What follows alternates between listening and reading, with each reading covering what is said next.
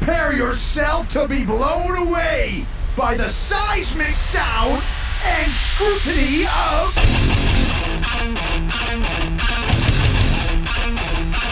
Aftershocks Podcast with Chris Aiken and Matt Hartnett.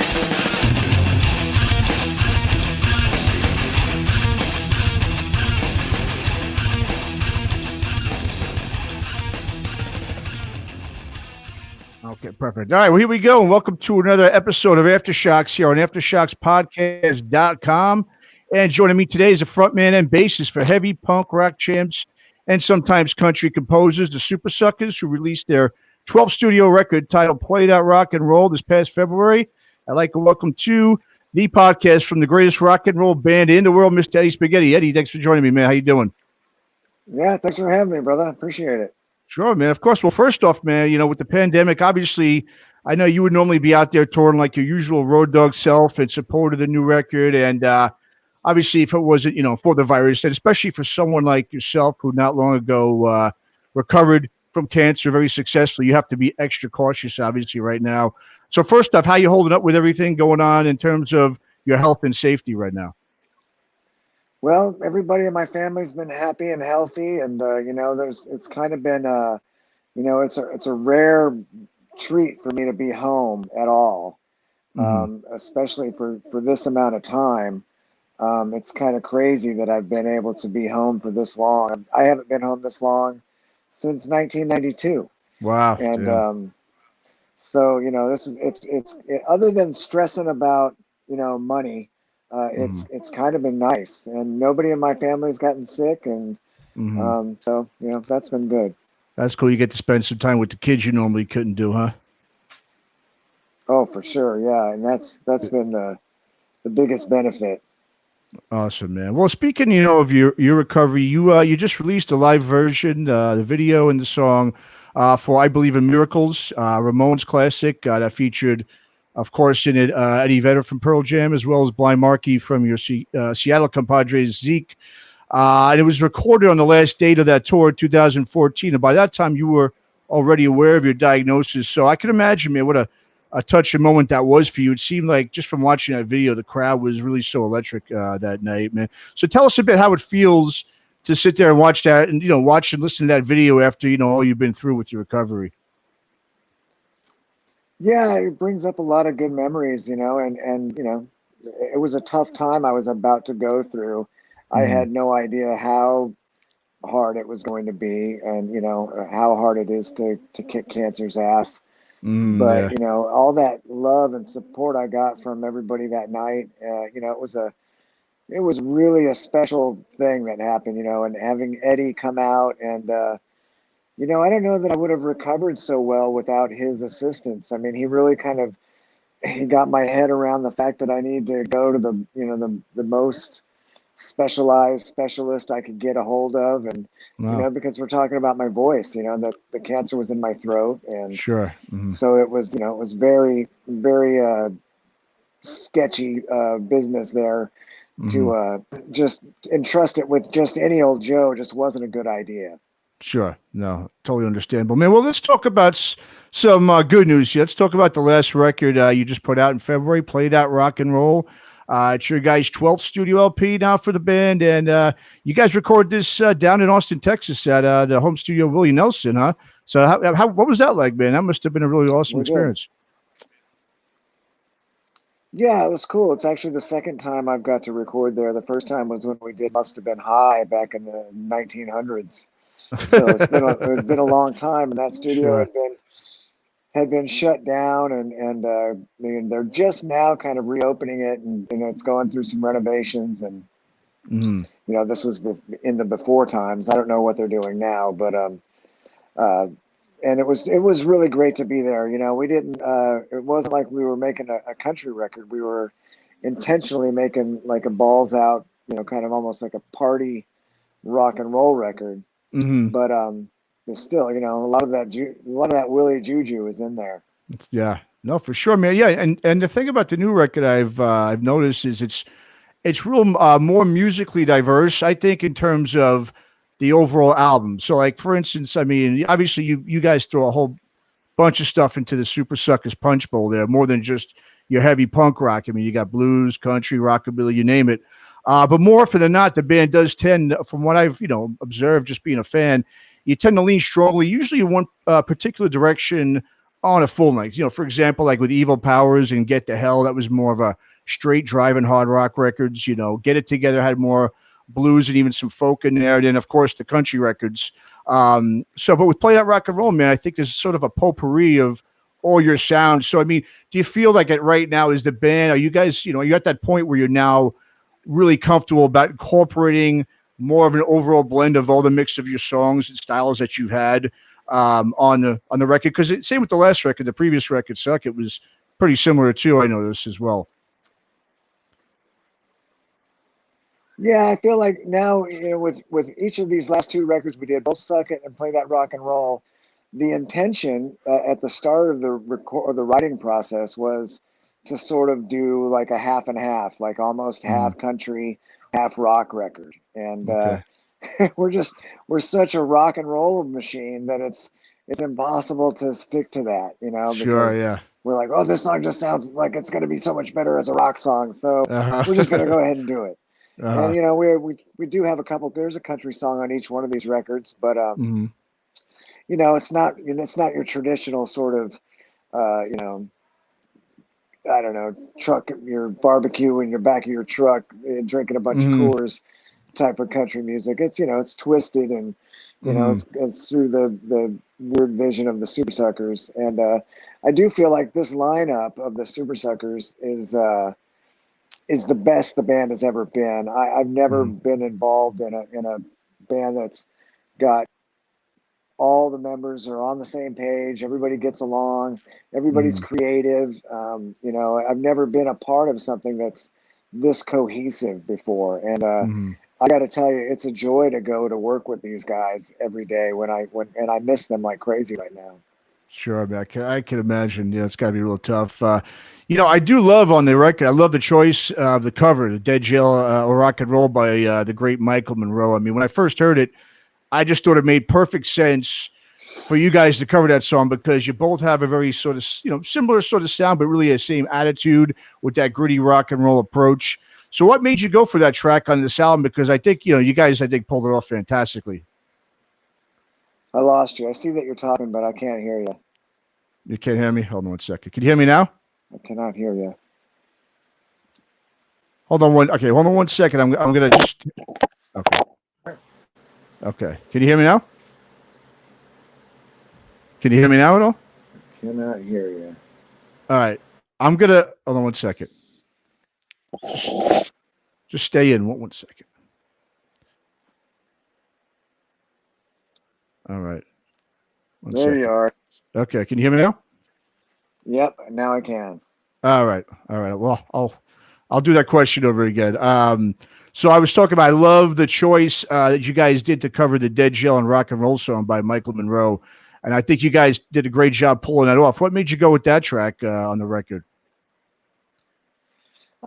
Just kind of fit the whole vibe of the record. We were kind of going for more kind of almost like a glam rocky sort of a sound on the record. And, he's one of my favorite glam rockers of all time. Sure. And we wanted a song for Marty to sing, and it was just such a perfect song for him to sing. It's practically, it sounds like it was written for him. He's literally the guy who epitomizes, it's Dead Jail or Rock and Roll for him for sure. Yeah, no, for sure, man. So just real quick, man, I want to talk a little bit about your past, about back in the Sub Pop days. Because your guys' story is a real interesting one, man. For the listeners that don't know, you guys all grew up in, at least yourself and the previous members grew up in Arizona. You moved to Seattle, which is quite the contrast going from Arizona to Seattle back in the day. And then you wound up, of course, getting signed by none other than, one of the biggest independent labels, of all time with Sub Pop. Yet you guys were such a different band than the grunge and alternative acts that were on the roster at that time. So, I mean, if you take us back just a little bit to the early days, I mean, the first question I guess I always wondered was, what made you go to Seattle when, there was such strong punk rock scenes in places like LA, San Francisco, and Portland? What made you pick Seattle out of all the cities? Yeah, that's a good question. We never really wanted to go to LA because we just felt like that's what a band from Tucson did. You Hmm. know, any band that had any sort of ambition at all went to LA. And we were Okay. so contrary by nature, you know. I think it was just our contrary attitude that steered me away from wanting to go to LA. Okay. So I had a friend who I knew who lived up in Phoenix, and he had a band called the Best Kissers in the World, Okay. and they had actually moved up to Seattle Okay. from Phoenix, like maybe almost a year before we did. And I Okay. kept in touch with him, and his name is Danny Bland, and he wound up being our manager after a while. Hmm. And he was like, "Dude, you got to come up to Seattle. It's awesome up here. You can wear your leather jacket into June, and there's like 4 bars you can play at. You know, in Tucson there was one bar we could play at, and you could wear a leather jacket maybe for a month out of the whole year. So Hmm. just, you know, the weather wise, it sounded cool. And, you know, we didn't Hmm. know that there was any sort of scene up in Seattle. We Okay. literally thought we were going to be the best band that anybody had ever seen up there. Hmm. And then we get there, and this was after we literally flipped a coin Hmm. between New Orleans and Seattle. Oh, wow. Okay. And Seattle went in. Hmm. New Orleans, we just thought sounded cool. It just seemed like a Uh, cool place to go. And hmm. I'm glad it didn't win the toss, because I reckon we'd probably be dead if we would have moved up there. It was It's things got wild. ugly enough in Seattle, but it was real wild in Uh, New Orleans. sure, Um, man. Yeah. so we get up to Seattle, and we quickly see that not only are we not the best band that they've ever seen, we're far from it. Mm. And we had a lot of work to do. You know, there was Nirvana was already there, Mudhoney was already there, Hmm. Soundgarden was already there, and all these bands were going on, and there was a whole scene up there. We didn't know anything. We didn't know about Sub Pop Records or any of that stuff. So, Hmm. you know, we got there and we saw this vibrant scene. I liken it to the scene in The Wizard of Oz where Dorothy's in that everything's all black and white, and Uh-huh. then she gets sucked up in the tornado, and she Uh-huh. lands and she opens the door and everything's in bright color. Yeah. That was kind of what it was like for us from going from Tucson to up to Seattle. Everything all of a sudden was in vivid Technicolor, and it was an awesome time to be. We couldn't have picked a better time to show Sure. up. I mean, the place was just fixing to explode, and you could Hmm. feel it when we got there in '89. We got there, and you know, Hmm. we were so new. There was no bands were moving to Seattle, you know, Hmm. and so everybody was really welcoming. It wasn't like this attitude that after a few years came to be where like all these bands were moving to Seattle to capitalize on the whole grunge scene or whatever. But we were one of the Hmm. first bands that ever relocated up there, so everyone was Hmm. super welcoming, and you know, it was real cool. Very cool, man. Yeah. Well, speaking of record labels, man, I just recently I was made aware of. I had no idea that, that you guys at one point in the late '90s, there you guys were actually signed to Interscope Records. But obviously, with that whole Universal Music Group merger, things kind of went down. Was that were you guys going to release the Evil Powers record on Interscope? Was that part of the deal, or? Yeah, we had recorded most of those songs Mm-hmm. with a fella named Tom Werman, who recorded Cheap Trick and did Mm-hmm. Motley Crue and Ted Nugent records, and you know, he was a big stinking deal, and we recorded this pretty awesome record Mm-hmm. that, you know, has yet to ever see the light of day, because you know, a lot of those songs became what are known as the Evil Powers of Rock and Roll record, but Mm-hmm. you know, like that song, The Evil Powers of Rock and Roll, hadn't been written yet, and I Want the Drugs hadn't been written, and Okay. there's a few songs that, you know, were made up in between the Interscope record and the Evil Powers. But yeah, it's largely what would have been the Evil Powers record was recorded for Interscope. So it's basically like we spent, I don't know, $100,000 in pre-production Yeah. for what wound up being like an $8,000 record. Shit. Man. Yeah, good old major labels, man. They'll do that to you, huh? Well, listen, man. Last year I saw you guys twice up here. I'm in the Bay Area, and I saw you guys do the show for Evil Powers and La Mano Carnuda. And Mhm. when I went to see the Evil Powers show, man, it was here in Oakland, and man, the crowd was really, I don't know if you remember, it started out real bad, man. It was pathetic. Like I think it was like I was personally upset because I've been waiting to see you guys play those songs, man, for years. And it's my favorite record by you guys. And it was like maybe me and one other guy like singing the songs, man. I mean, granted, it was a Tuesday night, it was middle of the week, man, but still, to me, it's no excuse. And, I was just interested to see, what the reaction was going to be. You know what I mean? Because Supersuckers shows, man, are always very intimate, very uplifting and energetic. And, and this isn't to blow smoke up your ass or something, but I was watching you, and man, you sat there, you very calmly were like, looking around, you studied the room, you told a few stories, a couple of jokes, you really got the crowd's attention. You played a few fan favorites, man, and then the next thing you know, the whole place was moving, and it was a great rest of the show. And it's something I got to say, I very rarely see. Normally when the crowd's kind of lethargic and a little, dour, most of the musicians will start to get like, come on, let's fucking get up, let's go. But man, you did it real calmly, collectively, and you wound up just basically winning over the crowd. I mean, how do you do it, man? How are you able to really motivate a lethargic crowd like that? Because that's something that I don't think I've ever seen done before, man. It's pretty awesome, I got to say. Well, thanks for noticing. I don't know. I've never really tried to take anything out on the audience. I don't like it when somebody's yelling at me ever, and sure. That doesn't change when I'm in the audience. And it's something I actually learned from Lemmy when we were touring with Lemmy. I kind of noticed that in between songs, he's not screaming at the audience. He's talking to them. He gets down on their level, and he's real even keel, and he's not yelling. He's just saying what he has to say, and he goes on with his show.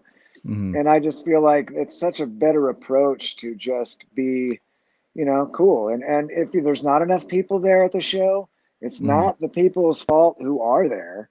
Yeah. You don't want to make the people that did show up feel bad. So true. I always just kind of pretend like there's a lot of people there, even if there's not, and just kind of get on with the business of entertaining people. Sure, man. No, you do it just as good as anyone I've seen, man. You really have. And speaking of, I was wondering too. I know you've done a bunch of solo records in the past. That obviously were songs that weren't necessarily in line with the Supersucker sound. But with all this downtime you got now, is that something you're thinking about doing? Are you going to do any more solo records? Or are you going to just continue to sort of incorporate all your different styles into Supersucker records? Yeah, I don't know. I mean, ever since we've got this lineup of the Supersuckers, I just haven't been as motivated to do anything on my own because these guys are so game to do whatever I want anyway. So there's not that motivation to branch out and do something separate from the band anymore because the band is basically doing everything I want them to do. And if I were to make a solo record, I'd want these two guys to be on it anyway. So there's not much point in it right now. Although, being here at home by myself, like I could see doing something just by myself, with nobody else on it, because that's just how you have to work right now. So that's on the table, I suppose. Sure, man. So yeah, just one last question for you. I know obviously everything's up in the air. We don't know how long it's going to be till live music comes back, but what's your ideal, I guess, post-pandemic plan? I mean, for instance, they've got these shows going on in like Germany and Switzerland, the drive-in concerts.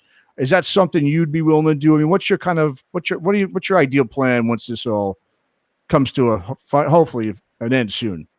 Well, I would love to think that we have enough fans to pull off one of these drive-in shows, but the fact of the matter is we're just not popular enough for that to really work for us. I mean, it would look pretty meager with, our, even if 100 people showed up, it'd have to be at a super enormous place. And, it just, I don't know why we're not more popular than we are. I mean, in my mind, we should be as popular as anybody. We make as good a rock as the Foo Fighters or, fucking Pearl Jam or U2 or any popular band. I feel like our music is as good as theirs any day of the week. Yeah. But, the people have spoken. I think it's probably the same reason that, McDonald's are the most popular hamburgers. They're the shittiest hamburgers, but people like shitty stuff. People like shitty stuff. They do. It's a phenomenon. I mean, I know. Yeah. Well, I mean, what else can you do right now? I mean, you've done, I know I see you doing a bunch of stuff, through social media to really connect with your fans still. What else can you do other than, obviously do a podcast or, do what you're doing. You're playing songs and the cameo stuff. I mean, I guess you just got to be real creative these days. You guys maybe thinking of doing like a live stream show or something like that? Yeah, it's hard for us because we all live in different cities, so it's not Okay, like we're all in the same town just hanging out together in downtime. sure. It would involve at least one of us getting on an airplane, which none of us Mm, want to do right now. yeah. And we've Okay. got to convene somewhere and find a place to rehearse, and it's a big to do, which we never really had to worry about because we were touring so much. Hmm. There was, we were always together anyway. If we wanted to work on a new song, we would just load in the gear for sound check early and do it then. Hmm. So, that all of everything, the way we were used to working is out the window right now. So Sure. in the ideal world, things will go back to where they were, where people don't mind cramming themselves into too small a place with too many Hmm. people and getting all sweaty all over each other. But, Hmm. Yeah, I I don't see know. that happening anytime soon. So yeah, right now it's all just try to be creative online and try to get people to, you know, chip in and help out whenever they can and just find new and different creative ways to do that. Sure. Well, in the meantime, what they can do is they can go and they can pick up, play that rock and roll, the latest release from Supersuckers. And Eddie, once you to close this out, why don't you go ahead and well, first off, why don't you go throw some plugs out there for the listeners, so where they can go ahead and purchase your music and your merchandise and everything else you got to offer. Yeah, go to supersuckers.com and hook yourself up with some merch. We've just recently moved our merch store, and it's going to be a lot more proactive and interactive now. And also go to acetate.com. That's our record label. You can get your Play That Rock and Roll there. And, check out my Instagram. It's spaghetti666 and Eddie Spaghetti on Facebook. I'm doing all sorts of things every day there. So, yeah, just in fact, tomorrow at 4 o'clock Pacific time, I'll be doing I don't know when this thing's going to air, so I don't know if it'll still be tomorrow, but Friday. We'll air Um, it this week. Yeah. Hmm. So I will have done this thing on Facebook where I'm going to be doing some requests and Okay. fielding questions and just kind of being there for people. So Hmm. yeah, I'm trying to keep it going. All right, awesome, man. Well, traditionally what we do here, Eddie, is we end the podcast. We like to end it with a song from our guests on here. So, why don't you go ahead and pick a song off of Play That Rock and Roll, and tell us a quick story about it, if you will, because I know you're great at telling stories about your songs, and then we'll go ahead and we'll close it out with that. All right, yeah, let's see, let's hear "Play That Rock and Roll," the title track from the record, and it's Okay. a kind of a funny song because I found we were in the rehearsal studio. We were pre-producing, I guess, for the Mm, record that we made, which is mm, what we do, which is our process. We go into like a kind of a shitty rehearsal studio and hash out the songs so that there's no surprises in the studio. So when we get mm. in the studio, when we're on the clock paying the money for it, we're able to just get it done real quick. Sure. And Okay. so we're in there, and I'm going through my old notebooks, and I'm looking, and I found these lyrics to a song called "Play Some Rock and Roll," Hmm. and it was these lyrics. I'd obviously written these lyrics back when the Ramones and Motorhead were still active, Okay. and so the song sort of takes place in the past because I'm saying, let's go see the Ramones, Oh, nice. Yeah. and then let's go see Motorhead. So Hmm. it's sort of interesting that I resurrected these lyrics. I don't know, it must have been at least 20 years later or something like that. So it's kind of cool that, as long as I hang on to these ideas, you never know when they're going to come up. Sure. Absolutely, man. Well, here it is. Play That Rock and Roll. Super Suckers here. Thanks for listening to After.